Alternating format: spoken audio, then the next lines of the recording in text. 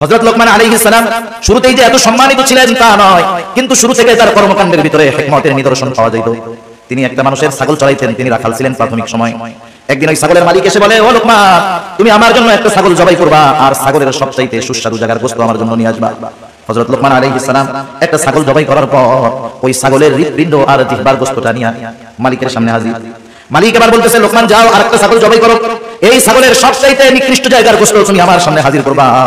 এইবার হযরত লোকমান আরেকটা ছাগল জবাই করলেন, এইবারও তিনি হৃৎপিণ্ড আর জিহ্বার গোশত নিয়ে হাজির হয়ে গেলেন। মালিক জিজ্ঞাসা করতেছে, ও লোকমান, তুমি কি আমার সাথে মজা করতেছো নাকি?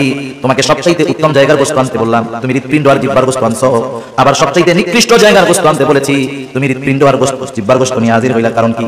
হযরত লোকমান তখন বললেন, মালিক, কারো যদি এই হৃদয় আর জবানটা ভালো হয়ে যায় তার সব ভালো হয়ে যায়।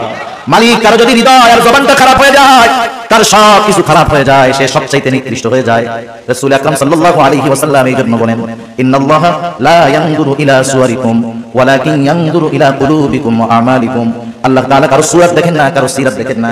আল্লাহ তাআলা দেখেন না কে কত সুন্দর, বরং আল্লাহ তাআলা দেখেন কার অন্তরটা কেমন।